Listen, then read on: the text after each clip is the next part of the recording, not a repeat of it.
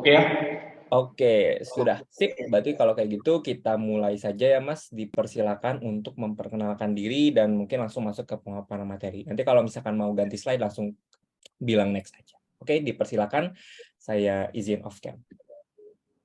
Oke, kita perkenalan dulu nih ya. Selamat malam semuanya, udah nyempetin waktunya ikut webinar ya. Ini lumayan, saya lihat nih pesertanya 620. Wah. Oke, jadi saya Juanda Berustam gitu ya. Panggil Juanda, Anda Juan juga boleh, apalah gitu ya. Nanti kita bisa ke depan mungkin bisa apa namanya, kita bisa terkoneksi, mungkin bisa saling chat segala macam gitu untuk ngobrol-ngobrol tentang copywriting. Jadi latar belakang saya itu sebenarnya latar belakang saya itu arsitektur. Jadi kuliah di arsitektur di Universitas Sumatera Utara. Begitu. Jadi saya sempat bekerja di konsultan untuk desain. Sebentar mungkin 1-2 tahun. Terus yang memutuskan saya buat jadi copywriting itu sebenarnya saya senang menulis pertama itu ya. Karena ada belajar konsep desain arsitektur seperti itu. Walaupun sebenarnya nilai saya itu tidak tinggi gitu ya, tidak terlalu oke lah gitu. Jadi saya coba beranikan diri, saya merantau ke Jakarta dari Medan, itu saya coba belajar ya otodidak, langsung saya terjun di periklanan seperti itu. Jadi ada dua sih sebenarnya di periklanan ini ya. Kita bisa magang dulu sewaktu kita masih kuliah ya gitu ya. Kalau udah bekerja juga ya nggak apa-apa, asal pede aja gitu ya dengan usia kita yang udah ya namanya udah selesai kuliah gitu ya. Atau kita langsung bekerja. Kalau bekerja berarti kita kan harus ada 2 PR tuh yang besar. Pertama kita harus adaptasi langsung, dan kita harus apa namanya langsung ngerjain project gitu kan. Nah, kalau magang kan beda gitu, kita belajar dulu gitu kan. Eh, apa namanya secara tanggung jawab nggak terlalu besar gitu ya. Nah, jadi saya masuk di agensi lokal, kemudian ada tawaran menarik pindah di beberapa agensi, dan terakhir di FLM WR gitu. Jadi itu agensi multinasional di akuisisi. Jadi itu digital dan ATL itu jadi satu. Jadi itu dia ada di daerah Jaksel itu. Jadi periklan itu intinya menurut saya itu keterbukaan kita harus lebih besar untuk bukan hanya ini ya, bukan hanya menulis sebenarnya. Jadi sikap kita, attitude kita gitu. Karena keterbukaan itu akan merubah kita, bukan akan merubah, akan memudahkan kita untuk menerima segala hal. Dan tentunya kita filter ya. Nah itu tanpa kita sadari itu jadi apa namanya, jadi ide dan segala macam yang kita dapat dari situ.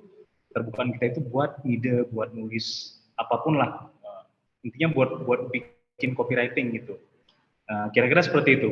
Oke, kita langsung mulai aja ya materi kita malam ini. Mungkin bisa di slide-nya kita bahas satu persatu. Setelah perkenalan itu kita masuk ke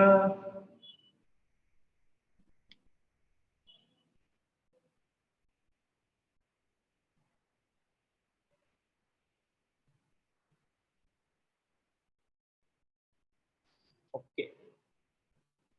Apa itu copywriting dan bagaimana perannya di suatu, sebentar ya, kita cek dulu slide pertama setelah perkenalannya. Oke ya.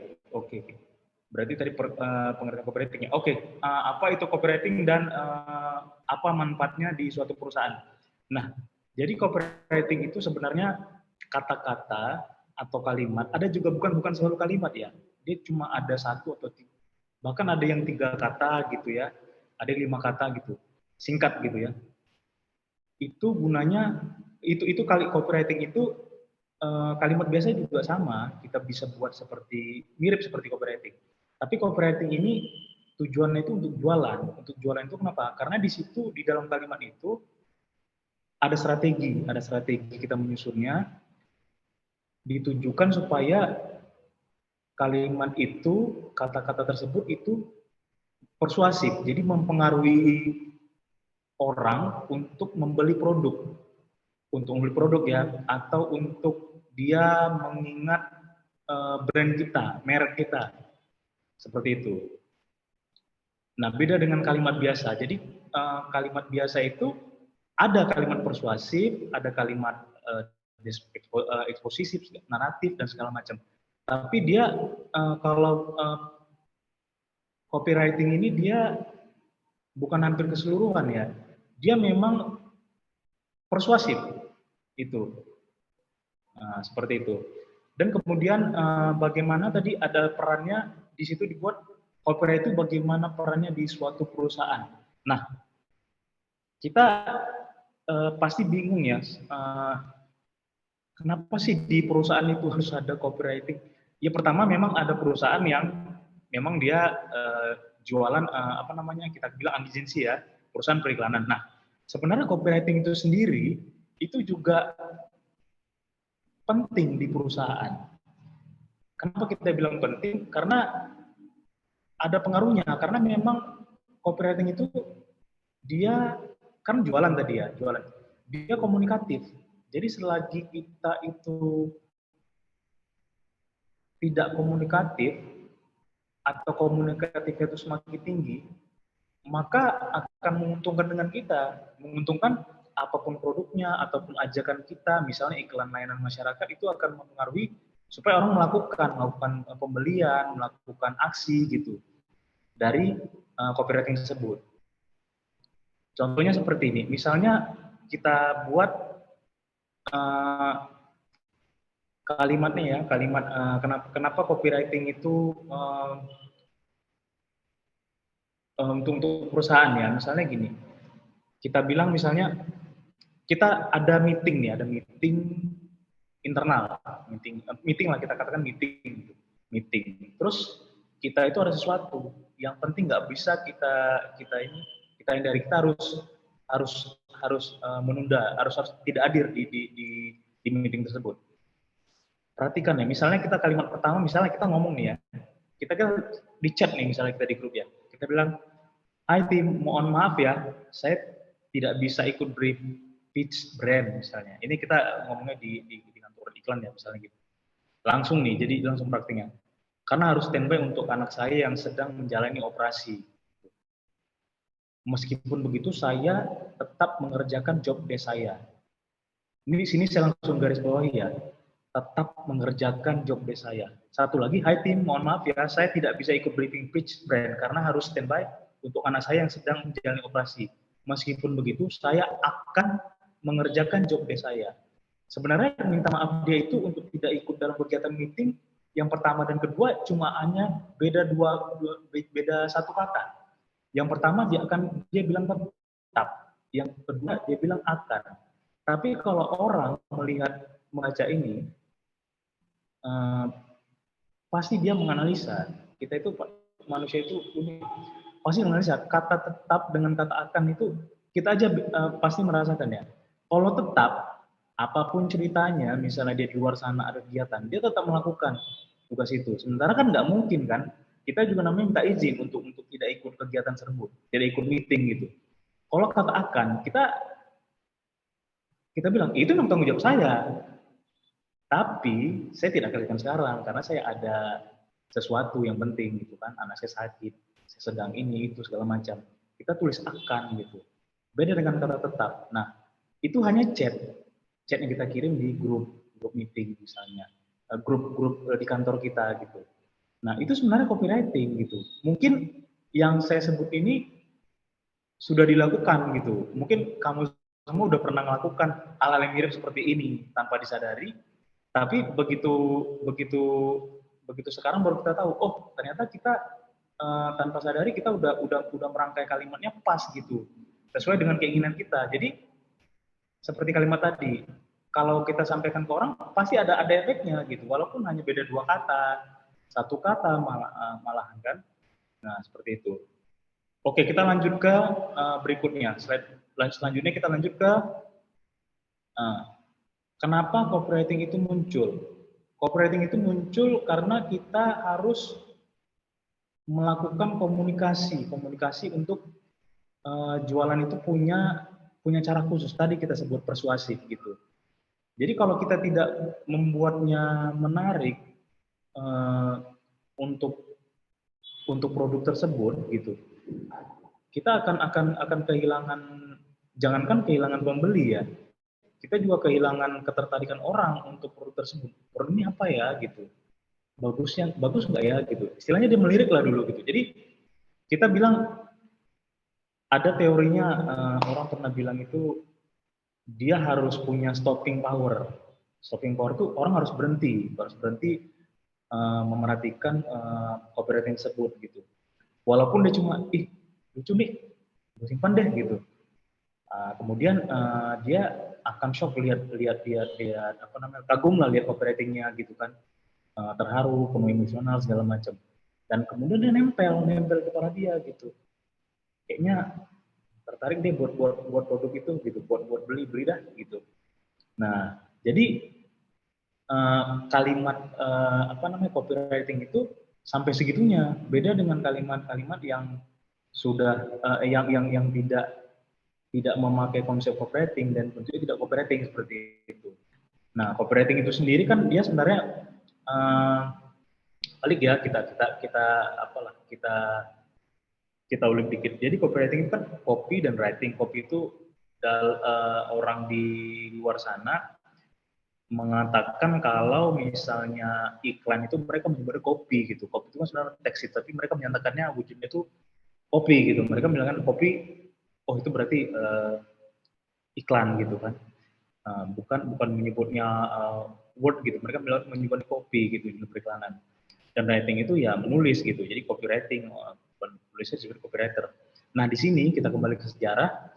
Copywriter itu sebenarnya memang dia awalnya berkembang di bukan digital ya, pasti ya. Digital ini kan kemajuan teknologi. Dulu kan masih iklan cetak yang pernah kamu lihat kita lihat semua ya di surat kabar, atau misalnya majalah-majalah kan sekarang masih ada ya iklan cetak gitu kan di majalah, atau di iklan TV sekarang masih ada, atau yang suka dengar radio gitu. Nah, itu masih ada gitu kan. Podcast juga kan hampir mirip ya, sama medianya dengan radio. Nah, sebenarnya itu alat-alat yang konvensional itu TV, iklan di TV, iklan radio, dan iklan cetak. Seperti itu. Ada pelengkapnya mungkin jingle untuk iklan TV biar lebih menarik gitu ya. Nah, jadi copywriting itu dulunya itu memang kompleks. Ini sekedar aja, nanti kita akan bahas lebih lanjut di sesi-sesi selanjutnya ya.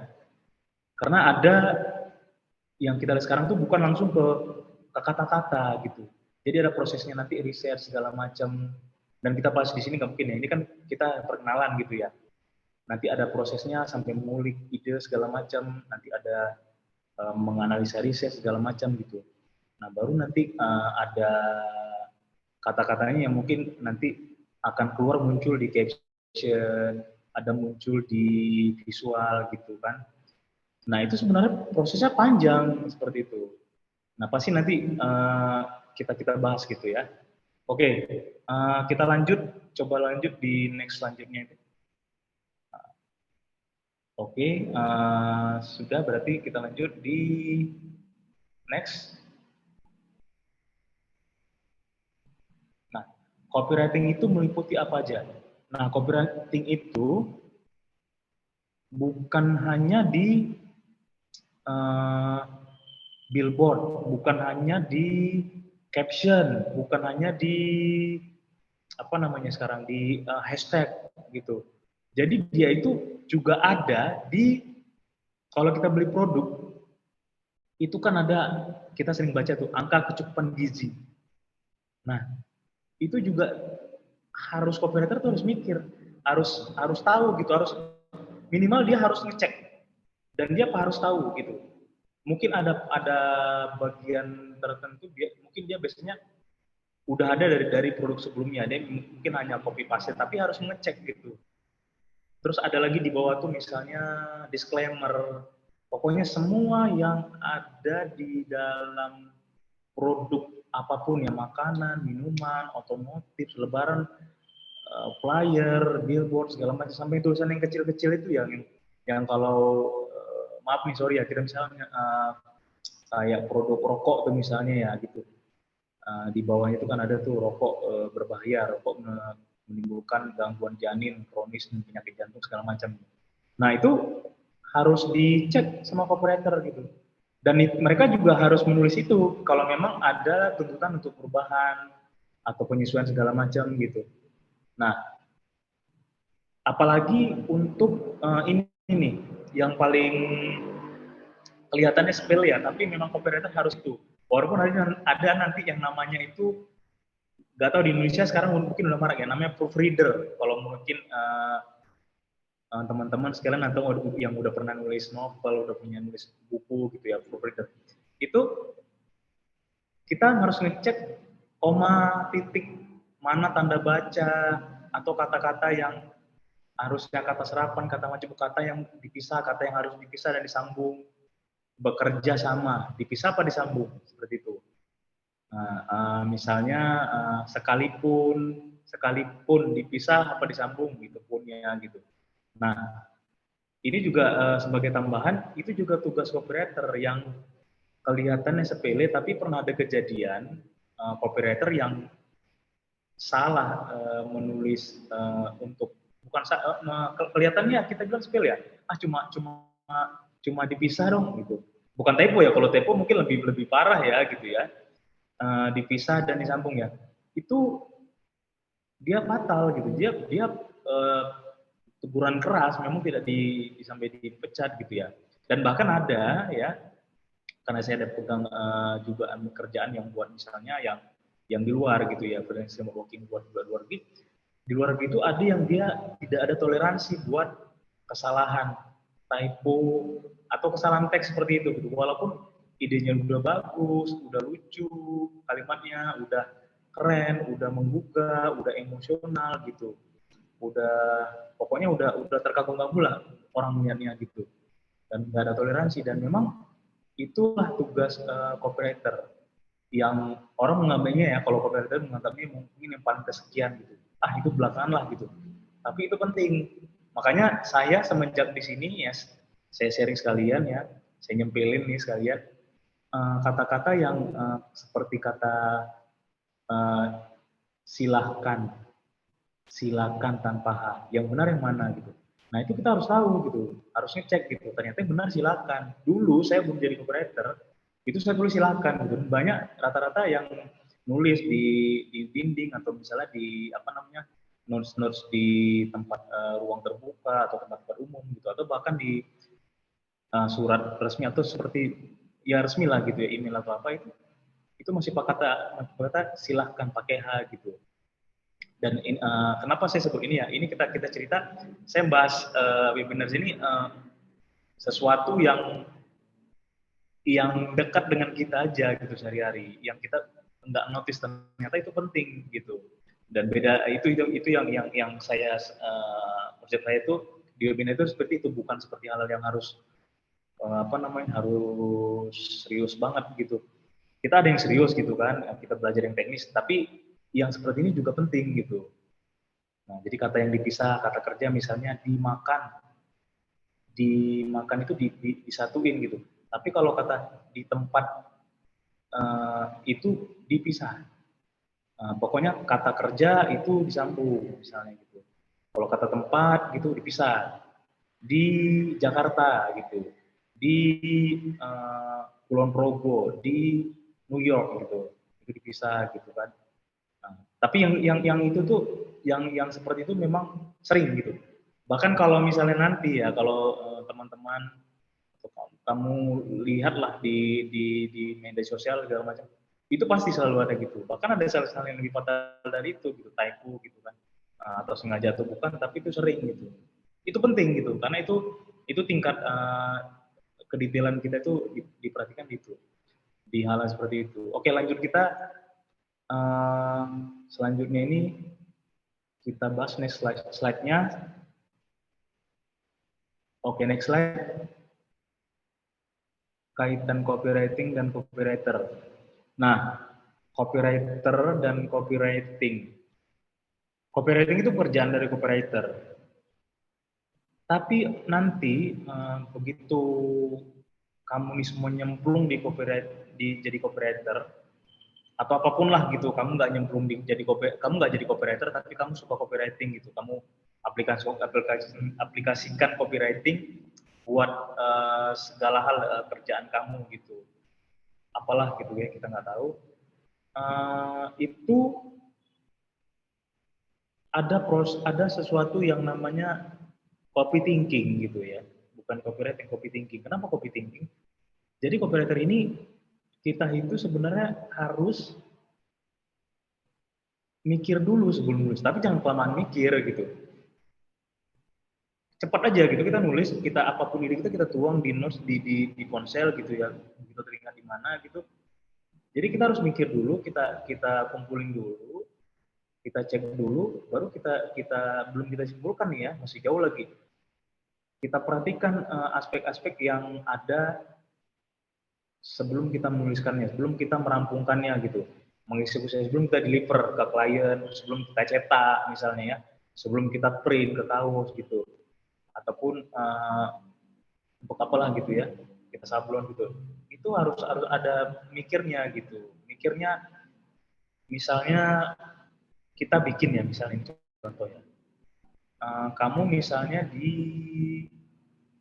Jakarta gitu, kamu udah biasa nih bikin copywriting gitu, oke, keren gitu.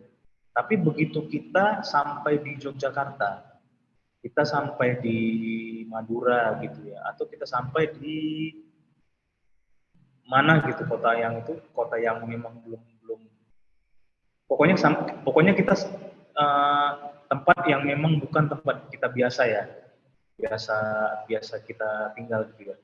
Itu pasti ada cenderung sesuatu yang melekat dengan tempat tersebut.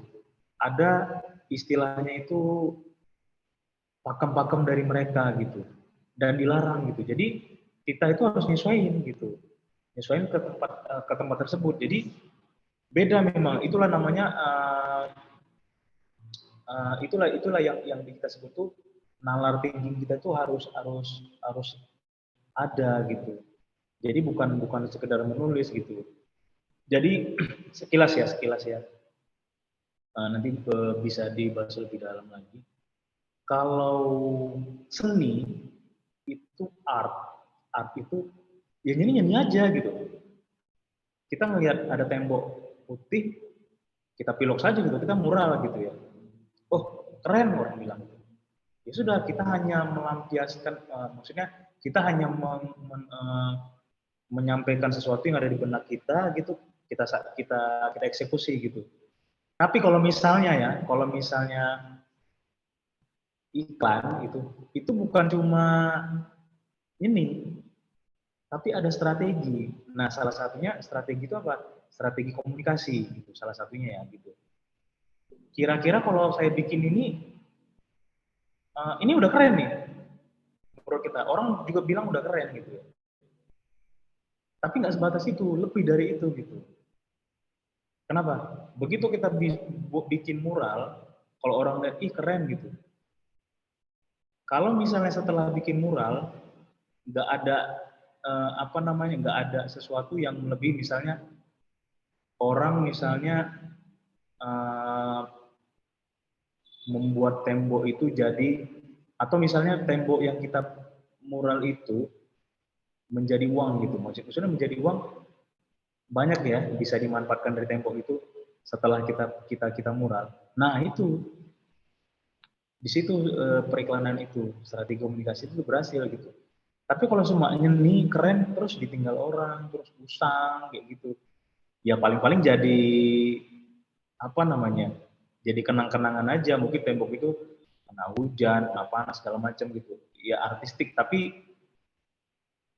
ya cuma setelah sehari keren, habis itu ya udah dibiarin berapa lama, tapi nggak ada efeknya gitu setelah itu. Mungkin viral gitu, tapi udah hilang gitu aja gitu. Nah itu bedanya. Jadi terus konstan, terus tembok yang kita mural itu jadi sesuatu yang ada aja sesuatu dari situ. Apalagi menghasilkan gitu kan, menghasilkan uang, cuan lah kalau ngomong kerennya sekarang. Nah itu baru iklan gitu. Oke, kita lanjut ya. Next slide-nya.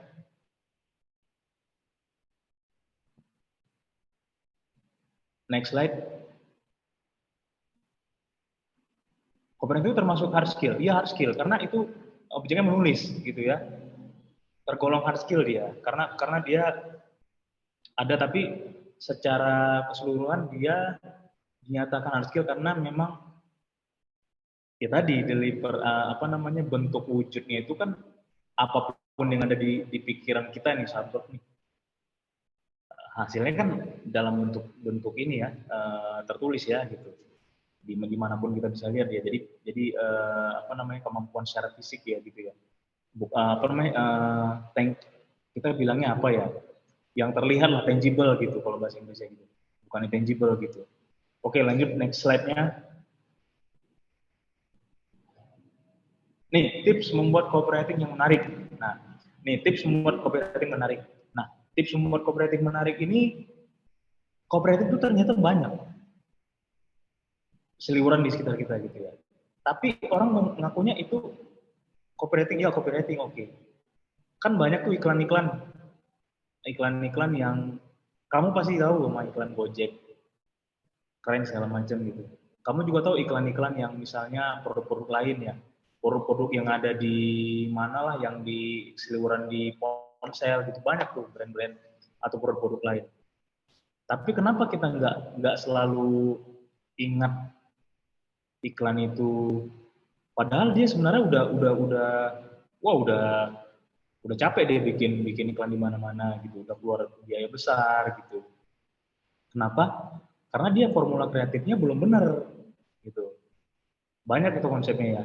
Nah, yang paling gampang itu, yang paling sering kita perhatikan itu copywriting itu biasanya menarik itu dia lucu. Nah, kalau kita bilang lucu, misalnya kalimatnya nih, kalimat pertama ya contoh misalnya nih, saya kasih contoh, hadiah Valentine bisa membuat orang tersayang kamu menjadi melayang-layang. Nah, kalimat kedua, hadiah Valentine yang bikin ayang melayang-layang. Mana lebih singkat? Pasti lebih singkat kalimat yang kedua gitu. Perlu diperhatikan di copywriting itu, kalimat copywriting itu biasanya tuh bukan biasanya, harusnya itu mensederhanakan. Jadi nggak boleh ada kata-kata yang bukan nggak boleh, kata-kata yang bisa dibuang itu dibuang, yang tidak perlu gitu. Yang penting dia komunikatif, itu satu. Yang kedua dia harus menyesuaikan dengan target audiensnya kalau kita bilang ya. Kalau orang pemasaran bilang harus sesuai dengan tujuan dengan orang yang dituju. Misalnya kamu cowok ke cewek gitu, bahasanya kan beda gitu. Kamu cowok ke cowok, bahasanya beda. Jadi kalau kamu cowok ngasih sesuatu ke cewek gitu ya, ngasih makanan gitu, kalimatnya masih beda dengan cowok ke cowok gitu. Ini dalam kota kutip ya, jangan mikirin macam-macam gitu. Nah cowok ke cowok, kamu ke orang tua kamu, bapak kamu ngasih, ini sama nih bendanya nih ya, kamu ngasih coklat misalnya, kamu ngasih coklat ke bapak kamu ngasih coklat ke ibu kamu ngasih coklat ke teman kamu, kamu yang cowok, kamu ngasih coklat ke cewek, gitu kan. Nah itu pasti beda gitu. Nah makanya kalimat tadi itu Gojek tuh ya, itu Gojek pernah buat yang begitu. Hadiah Valentine yang bikin ayang melayang-layang gitu. Jadi kalau dibikin, kenapa nggak dibikin sayang? Kenapa nggak dibikin ayang gitu? Nah ini kita bahas kalimat kedua aja ya. Hadiah Valentine yang bikin ayang melayang-layang. Biar sekaligus kelihatan kekinian. Karena kita buat iklan itu di masa kini, bukan di masa lalu gitu, masa yang sekarang. Apalagi sekarang kan bahasanya tuh bahasa kekinian kan bahasa Jaksel, Inggrisnya nyampur-nyampur gitu kan. Nah, bikin ayam melayang-layang. Nah, kalimat ini juga pastinya harus disesuaikan gitu.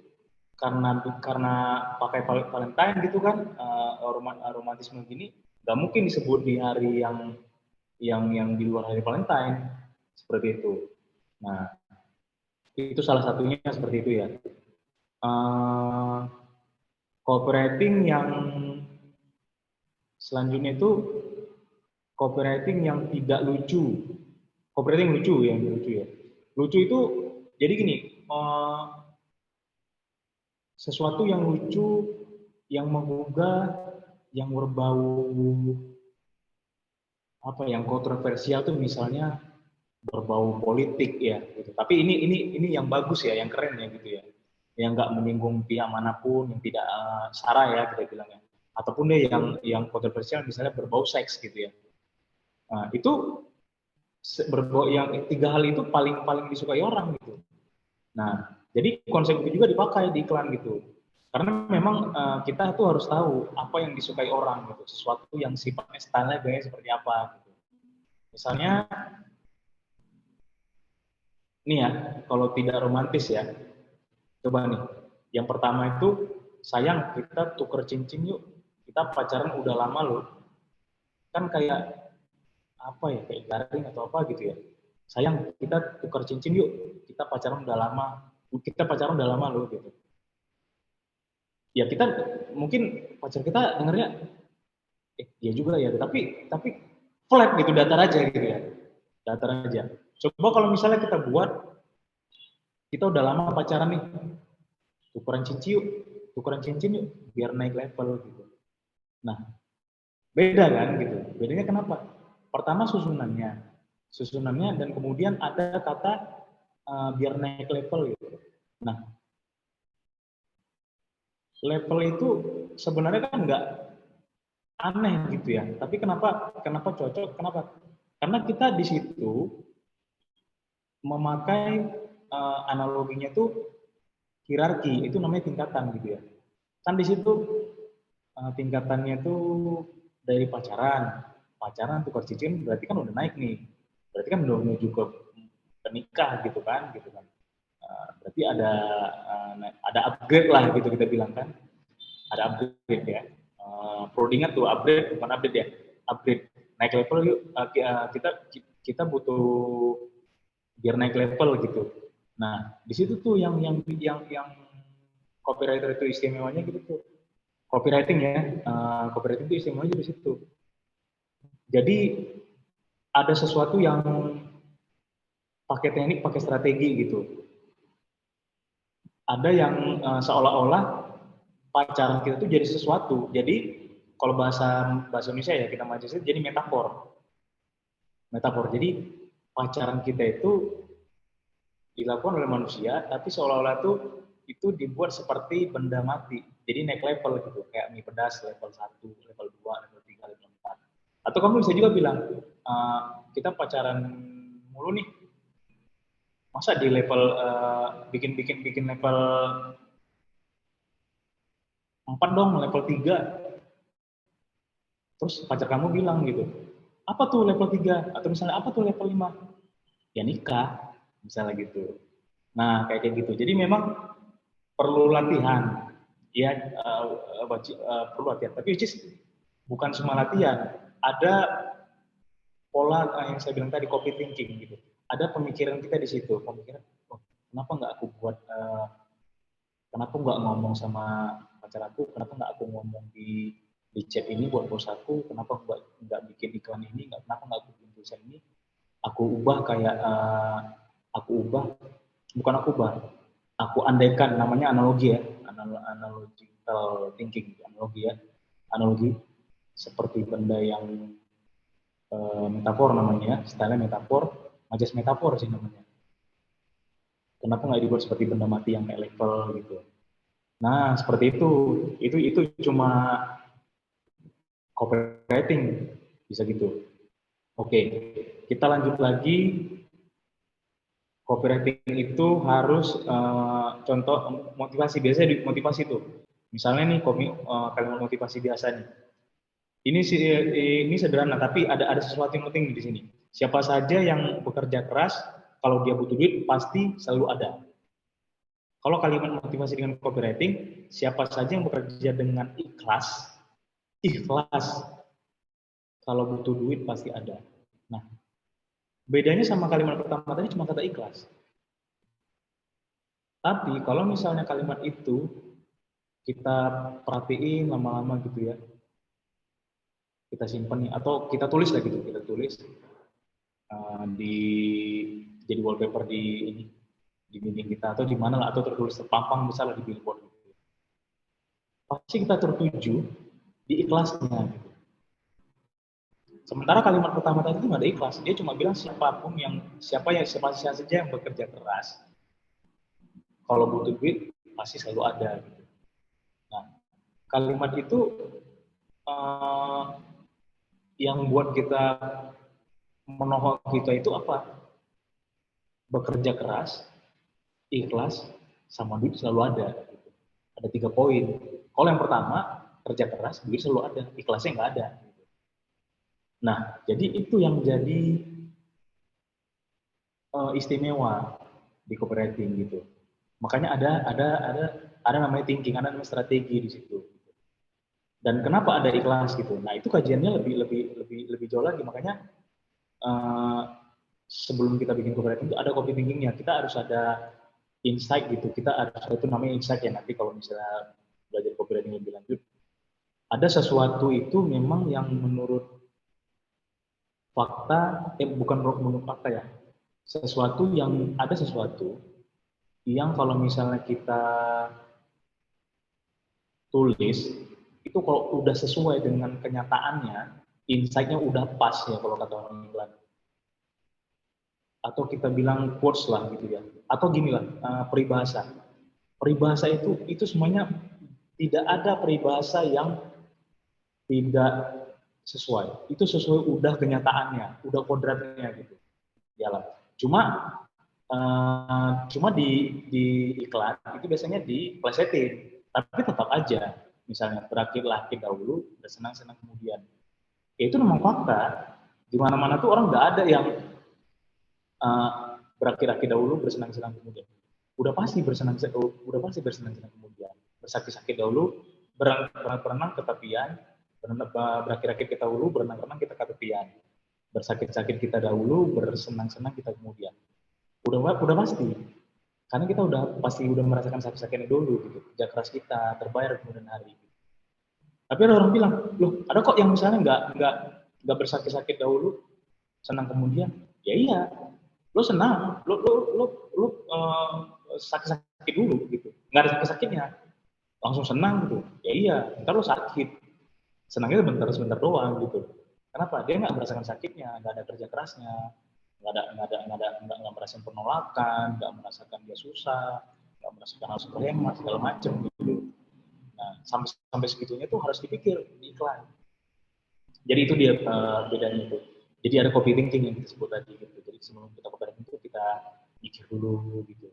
Ini cocok nggak ya dibikin ini? Ada kajian dulu, ada pemikiran kita cocok nggak ya gitu. Itu konsepnya. Oke. Kemudian ada copywriting yang mengukur keberhasilan dari copywriting ya. Oke. Pasti itu copywriting itu yang tadi. Pasti kita ingat tuh. Ingat sama misalnya Nike, just do it gitu.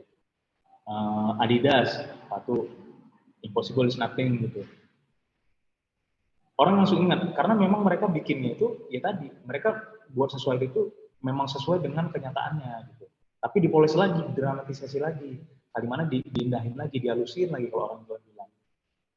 Disesuaikan dengan brandnya gitu, disesuaikan dengan visualnya, disesuaikan dengan iklannya gitu, disesuaikan dengan brandnya di bidang apa gitu, di sport, apakah di otomotif gitu. Target audience gitu, orangnya siapa yang gitu, disasarnya siapa gitu.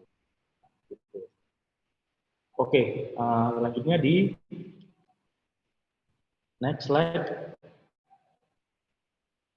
Apa saja tips berkarir di copywriting untuk pemula? Nah, pas nih buat kamu nih. Jadi sederhana aja. Jadi copywriting buat pemula itu kita coba itu iklan itu namanya slogan. Slogan itu biasanya janji, promis perusahaan buat dia itu jangka panjang dan brand itu tidak pernah dia diragukan gitu ya, diragukan dia apa namanya profesionalitas dia kalau dia mau rubah slogan, dia pasti itu tetap gitu. Nah misalnya slogannya tadi Nike just do it, Adidas impossible is nothing misalnya. Nah itu iklan apa kan, iklan brand sport gitu. Coba bikin aja iklan itu, slogan itu versi kamu gitu. Nike just do it. Kalau kamu apa misalnya?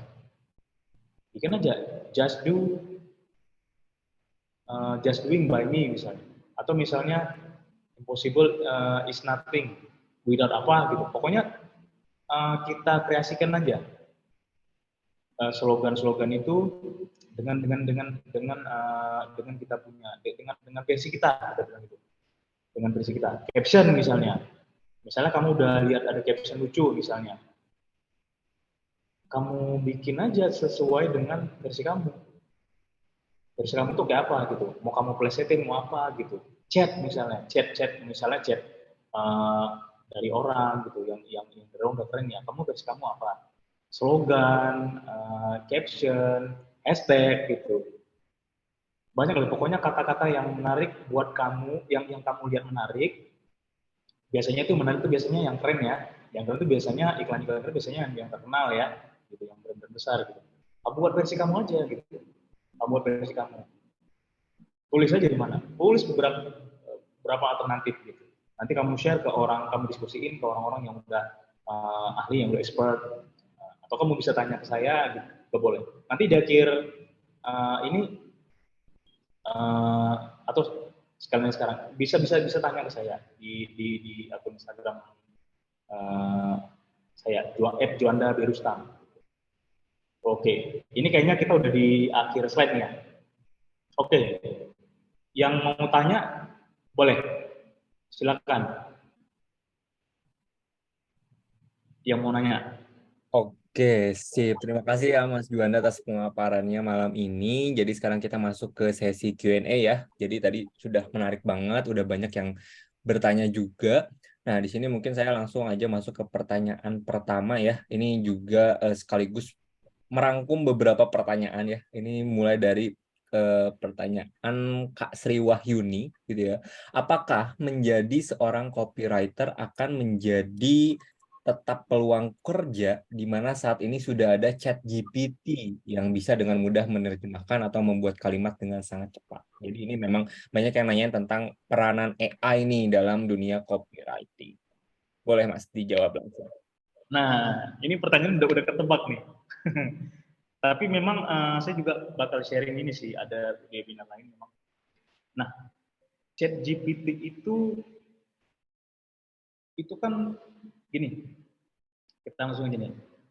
Kita compare nih, kita manusia, chat GPT itu mesin. Mesin yang menggerakkan mesin, menggerakkan robot segala macam itu manusia. Kita lah segala-galanya gitu. Kita yang menentukan mereka, kita yang mau bikin apa gitu. Sifatnya kan mereka itu semacam compile. Jadi saya udah pernah tes pakai chat GPT.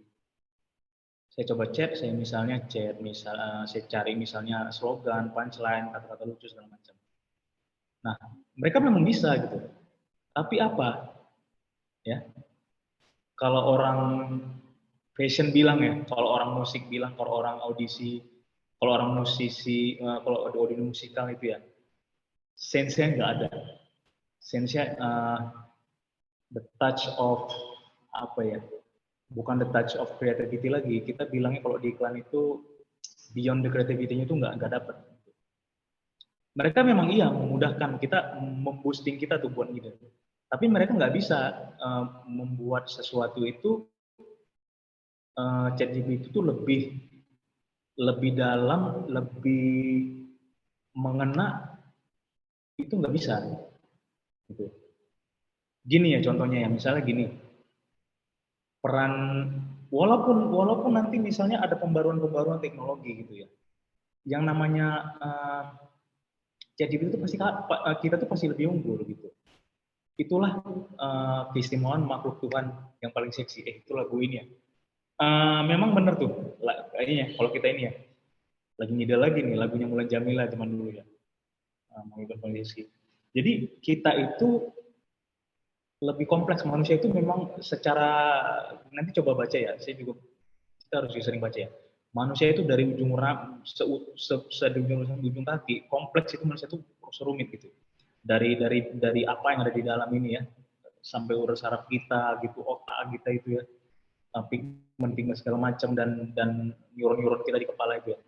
Jadi kita ada project misalnya, ada sesuatu misalnya kita ada misalnya iklan Lazada gitu. Lazada mau bikin campaign buat tahun baru. Kita dikasih tugas campaign buat New Year ya, campaign for New Year. Lazada juga Lazada ngasih tugas nih ke kita campaign for New Year. ChatGPT juga gitu, atau robot lah atau katakan secanggih apapun. Mereka bisa lebih cepat atau apapun lah gitu. Kita juga bisa lebih cepat gitu. Kita punya tim segala macam. Tapi mereka nggak menyentuh sisi yang tertentu, bukan sisi humanis ya. Iya benar sih sebenarnya, sisi humanisnya mereka nggak dapat gitu. Kita manusia lebih tanggap, kita juga manusia gitu. Dan mereka juga nanti pasti mengkompilasi dari yang udah ada sama kita gitu. Sekarang begini, contohnya misalnya gini ya. Kalau misalnya kita mau bikin iklan yang keren. Kita klik di Google, kita dapat iklan keren. Iklan dari Amerika segala macam gitu. Udah. Kita ambil iklan itu. Ya kan? Kita tiru. Plek-ketiplek. Bisa gitu. Kita nih GPT-nya. Nih misalnya, kita GPT-nya nih. Ini sistem mungkin ini saya aja ya. Secara garis umum aja ya. Sistem kerja GPT ini. Saya GPT nih misalnya. Ini saya GPT. Terus dia ngambil iklan di database dia udah ada iklan produk seperti Lazada gitu. Dia tiru produk itu. Ya udah sampai situ aja gitu. Oke gitu. Jadi selesai gitu. Di sisi lain itu kamu nih tadi ya buat iklan Lazada for New Year. Pasti lebih keren. Kenapa? Kamu juga mencari di GPT. Nggak apa-apa, klik GPT nggak apa-apa. Sesuatu apapun kita nggak apa-apa. Sebagai, ya bukan sebagai asupan, sebagai ini aja, resource data, referensi, atau apapun yang menambah busing kita gitu. Tapi secara akhirnya, untuk proses awal sampai proses akhir, itu kita manusia yang bekerja. Pasti lebih keren. Gitu. Jadi kemarin iseng ada lomba coach apa gitu, saya ikut gitu. Udah bikin 23 quotes gitu. Dia minta 150 gitu kan. Begitu pas 20 quotes saya tes gitu kan, pakai itu quotes. Pakai GPT. Saya klik di quotes itu. Teman saya ngeklik juga gitu. Saya juga teman saya nih ikutan gitu, ngerame-ramein lah gitu. Hasilnya sama gitu. Tapi kalau saya bikin quotes tanpa ngeklik GPT 10. Kamu 10. Terus nanti hostnya Mas Rifat 10. Kita dikasih topik sama nih, topik cinta, topik misalnya topik tentang otomotif gitu, quotes tentang sport, quotes tentang hedonisme gitu, 10. Kalau kita bertiga ngeklik ke GPT, kemungkinan sama dan nggak ada tes yang beda gitu. Tapi kalau saya ngekliknya buat quotes, pasti beda tesnya. Kamu juga beda, Mas Rifat juga beda. Sudah. Kita bertiga disatuin. Wah keren banget. 3 tes. 10 quotes dan 10 quotes ya Mas Rifat 10 quotes, kamu 10 quotes, saya 10 quotes. Kita bertiga tuh beda. Beda-beda tesnya gitu. 3 in 1 gitu. Beda gitu. Jadi kalau bilang tergantikan, saya rasa tidak mungkin tergantikan. Karena balik lagi ya ke kita, keyakinan kita yang masing-masing ya. Ya manusia itu kan memang tercipta itu memang, kita itu memang lahir, memang hidup gitu, pasti ada, harus memberikan manfaat, dan pasti ada manfaatnya, pasti ada gunanya gitu.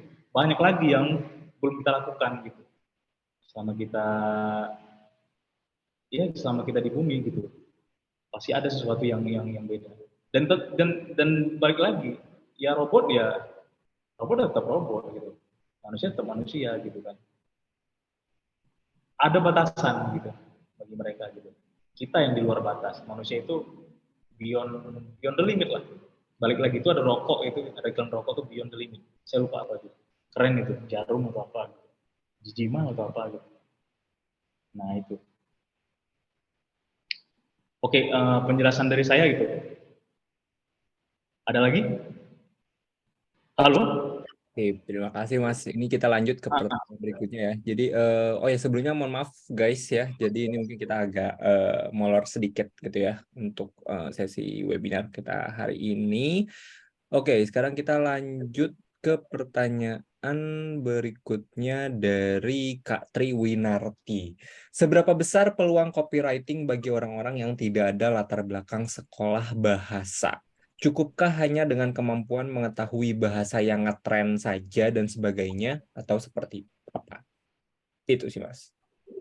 Nah, oke, ini pertanyaan juga banyak nih yang nanya. Pernah saya dapat pertanyaan di sering. Nah, kalau latar belakang bahasa, karena ini menulis ya, menulis itu pasti mata pelajaran ya, sesuatu yang paling nomor satu lah gitu ya, di kuliah ataupun di kursus atau apapun kita, ilmu kejuruan yang membahas bahasa gitu. Nah itu balik lagi tadi, sudah ada saya beberkan sedikit demi sedikit ya.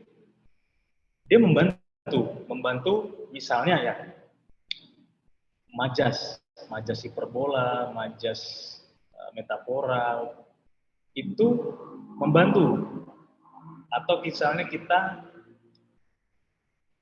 suka berpantun, itu oke, membantu. Atau kita misalnya pernah dulu belajar jurnalistik, membantu. Atau misalnya kita suka uh, bikin novel misalnya gitu. Atau kita bahkan ada sebagian teman-teman sih udah nulis buku atau udah nulis novel atau nulis cerpen gitu kan. Apapun lah gitu ya. Nah, tapi yang perlu di copywriting itu thinkingnya gitu tadi. Thinking dulu, baru writing. Gitu. Mikir dulu, baru nulis gitu. Thinking, before thinking misalkan. Thinking first, then writing gitu. Jadi ada pola apanya? Terpola deh gitu. Gitu. Misalnya kita bahas nih, misalnya gini. Ini iseng-iseng aja nih. Ini kita yang simple yang ada di dekat kita nih. Bincang pintarnya gitu. Bincang pintarnya gitu. Ini kalau misalnya ada yang salah nih satu, misalnya kita buat ini misalnya kebalik nih. Misalnya pintar, pintar misalnya kita buat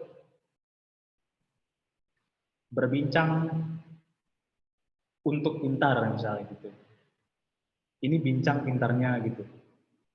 Berbincang untuk pintar. Bincang pintarnya gitu. Sama kalau menurut saya gitu. Sebentar ya, saya coba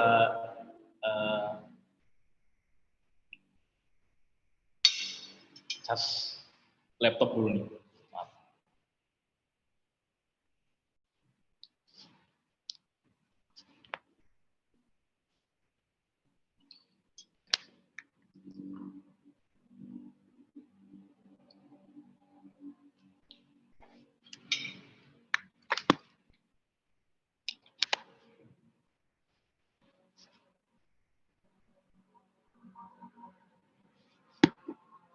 agak gelap sedikit ya.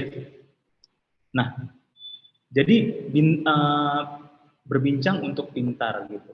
Kita membincang-bincang dulu kan dari webinar ini, perkenalan kita kan, kita ada webinar. Nanti selanjutnya kamu ada peserta nih dapat pengalaman gitu. Kita semua akan tambah sesuatu, akan nambah sesuatu yang baru setelah webinar ini gitu. Nah, secara konsep, secara ini ya kita bilang secara hierarki, secara sistematis itu harus dipikirkan dalam membuat kata gitu, dan kata. Jadi benar, bincang pintarnya berbicara, misalnya kata lain ya, misalnya kata lain berbicara berbincang untuk pintar. Kita bincang-bincang di sini apapun lah gitu. Sesuatu ilmu untuk kita pahami. Untuk sesuatu nanti bakalan ke depan kita bisa lebih paham, bisa lebih jago gitu. Apapun lah itu yang dibincangkan gitu. Nah, itu salah satu teorinya gitu, salah satu thinkingnya gitu. Jadi ada sistematisnya gitu. Kalau kita ngomong itu ada sebab, ada akibat gitu. Seperti misalnya Gojek itu pernah buat ya, dia buat itu mungkin billboardnya udah diturunin beberapa hari, tapi masih ada sih. Nah, kadang-kadang mereka posting lagi gitu di billboard itu pernah di Jakarta juga ada kok. Ini saya kan stay-nya di Palembang. Itu dia buat begini, cepat jemput kamu untuk cepat jemput kamu yang dikejar waktu. Cepat jemput kamu untuk yang dikejar waktu. Cepat jemput kamu untuk yang dikejar waktu. Rhyming lagi kan? Nah itu kan kerennya gitu ya gitu. Tapi bukan asal rhyming juga, dan nggak harus rhyming gitu, nggak harus berima gitu kan. Sama-sama u di ujungnya. Kan kalimatnya dibagi dua tuh, cepat jemput kamu saat dikejar waktu. Cepat jemput kamu saat dikejar waktu. Nah, Gojek bikin itu. Coba perhatikan, cepat jemput kamu. Cepat jemput kamu. Di situ ada promise, ada janji dari brand tersebut, si Gojek. Layanan mereka cepat. Kita juga butuh cepat saat dikejar waktu. Gitu. Nah, ada polanya gitu kan. Ada akibat, ada sebabnya gitu. Akibatnya di duluan nih, ini dibalik nih. Akibatnya, sebabnya karena akibatnya di belakang gitu. Akibatnya kita dijemput cepat sama Gojek gitu. Sebabnya kita apa? Sebab kita dikejar waktu nih. Gitu. Karena kita dikejar waktu, kita cepat. Kita butuh, karena kita dikejar waktu, kita butuh orang yang ngantar kita cepat gitu. Yang kita butuh ojol yang cepat. Siapa yang ngantar kita cepat itu? Layanan dari siapa gitu? Gojek. Gitu. Cepat jemput kamu saat dikejar waktu. Itu merupakan janji mereka, itu merupakan promise mereka untuk konsumennya gitu, layanan mereka gitu. Nah, thinking seperti itu tuh, ada sebab, ada akibat gitu. Dan memang nanti di iklan itu nanti belajar lebih jauh harus ada dulu, bukan harus ada sebab kan ada akibat gitu. Kita ada problem nih, maka kita cari solusinya. Di iklan pasti ada gitu, itu harus ada gitu. Ada problem dan ada solusinya gitu. Di iklan harus ada itu. Problemnya apa gitu tadi misalnya kan. Kita udah dikejar waktu nih gitu. Oh, ada kok. Cepat jemput kamu. Siapa? Brandnya Gojek, cepat jemput kamu. Solusinya ada yang cepat menjemput kamu. Itu solusinya gitu. Siapa? Gojek. Ditaruh di bawah logonya gitu. Oke, lanjut. Halo? Oke, kita lanjut. Ini mungkin karena durasi ya, Mas. Ini masuk ke pertanyaan terakhir dari Ya. Sirna. Jadi mohon maaf banget nih teman-teman. Jadi karena banyak banget pertanyaan juga tadi dan materinya juga panjang gitu ya durasinya. Jadi ini masuk ke pertanyaan terakhir, yaitu bagaimana memaksimalkan digital marketing dengan copywriting yang menarik perhatian agar pembeli order jika target market kita tuh tidak begitu besar aktivitasnya di sosial media dan kurang familiar dengan mengenai teknologi, misalnya ibu rumah tangga. Jadi memaksimalkan copywritingnya nih, Mas, kalau misalkan aktivitas sosmednya itu rendah. Boleh dijawab. Eh, maaf, targetnya itu ibu rumah tangga gitu, produk targetnya ibu rumah tangga atau Ya, targetnya ibu rumah tangga. Contohnya. Jadi kalau targetnya ibu rumah tangga, berarti kita harus menyesuaikan dengan apa yang mereka rasakan gitu, apa yang mereka alami gitu. Sekarang begini, zaman sekarang itu paling tidak kalau ibu rumah tangga, bukan ibu rumah tangga lah kita bilang, siapa sih sekarang orang yang nggak punya WA, WhatsApp gitu. Nah, mungkin komunikasi kita tuh bisa melalui WhatsApp gitu.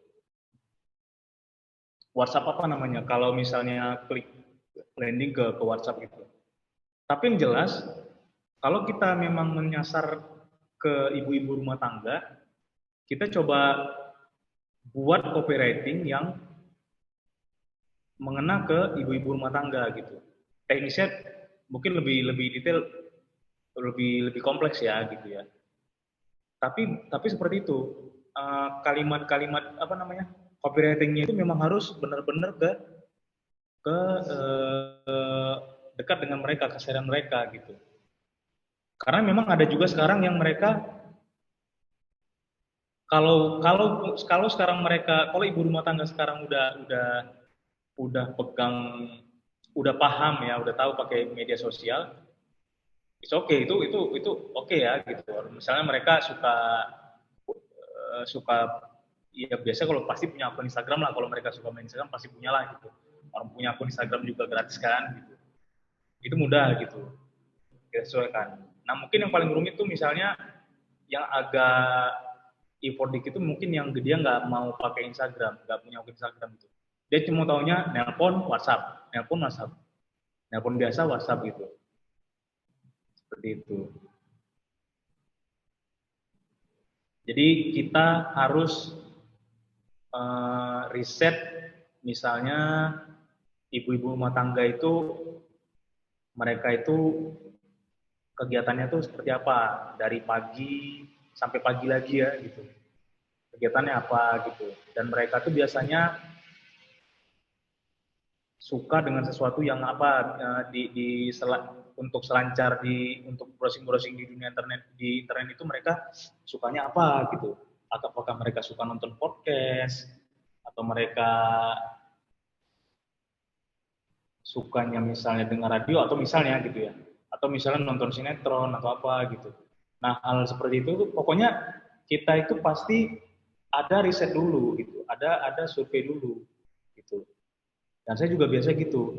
Jadi memang sekarang ini proses dari iklan itu yang sekarang digital memang lebih lebih lebih apa ya? Lebih ringkas gitu misalnya. Tapi sih nggak apa-apa, memang lebih digital juga ini ya, lebih tersasar, lebih mudah, lebih efektif, efisien gitu. Itu oke, keren sih. Tapi kita harus tahu. Yang pertama kita tuh harus tahu itu kuncinya gitu. Jangan meleset ibu rumah tangga itu seperti apa gitu. Itu. Oke. Untuk teman-teman semuanya yang di sini, kalau ada pertanyaan yang mungkin belum terjawab, nggak apa-apa. DM aja gitu. Pokoknya follow aja di @juanda_berustam gitu. Follow di situ, nanya aja apa aja seputar copywriting, seputar iklan gitu. Saya akan jawab gitu. Dan saya paling tahu pasti kalau misalnya banyak yang nanya, banyak yang follower segala macam, nanti introduce aja gitu. Kenalin saya di webinar. Saya juga mungkin pasti tahu nih, ini follower pasti dari ini nih, pasti dari webinar gitu. karena mungkin nggak mungkin dijawab di sini ya, kita juga dari ini kan memang webinar ini waktunya memang singkat gitu. Jadi kalau misalnya pemaparan atau segala macam juga pasti ada yang ini ya, ada yang nggak kejawab semua gitu. Dan saya juga dulu pernah jadi ini kan, ngerasain juga gitu, dari antusias ikut webinar tapi pertanyaan belum semua kejawab terwakili gitu. Tapi oke okay, gitu. Oke, okay. Kalau gitu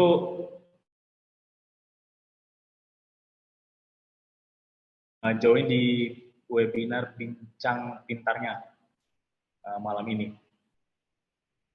Oke, terima kasih ya Mas ya. Jadi tadi sudah Ya, dipersiapkan ya, sahabat pintarnya, jika memang masih ada pertanyaan lanjutan gitu ya, masih belum puas dengan pertanyaan-pertanyaan yang dilontarkan gitu ya di sesi webinar ini, bisa langsung aja tanya di Instagramnya Mas Juanda.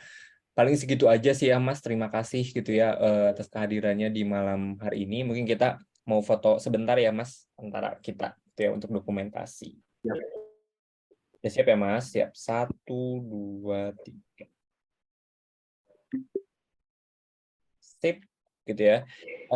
Paling segitu aja gitu ya. Terima kasih atas kehadiran Mas Juanda di webinar Bincang Pintarnya malam ini gitu ya. Sangat insightful, sangat menarik gitu ya untuk mengisi Jumat malam hari ini gitu ya. Dan mungkin setelah ini kami akan melanjutkan untuk pembagian sertifikat dan giveaway-nya gitu ya. Mungkin terima kasih. Mungkin Mas Juanda mau sekalian berpamitan dengan audiens webinar Bincang Pintarnya malam ini. Oke, oke kalau gitu buat teman-teman semua yang udah ikutan, terima kasih. Mungkin kalau ada yang kurang segala macam itu bisa nanti kita apa namanya, bisa kita tanya jawab. Itu saya udah share itu di komen itu akun Instagram saya @juanda_berustam. Saya juga ada website tapi itu ya website juga ini ya cuma tulisan gitu ya artikel. Di situ jadi buat interaksi gitu. Iya iya iya. Uh, jadi bisa tanya-tanya. Oke terima kasih. Mohon maaf kalau misalnya ada yang kurang atau mungkin ada yang apa namanya belum detail gitu atau misalnya apapun lah gitu. Oke terima kasih buat teman-teman yang udah nyempetin waktunya. Semoga bermanfaat dan untuk perkenalan mungkin udah bisa lebih jelas ya selama ini ya apa itu copywriting, penasaran seperti copywriting seperti apa gitu. Nanti lanjut lagi kita bisa bahas lebih detail, lebih dalam gitu dengan ada case-case-nya gitu, tekniknya seperti apa gitu. Oke, selamat malam.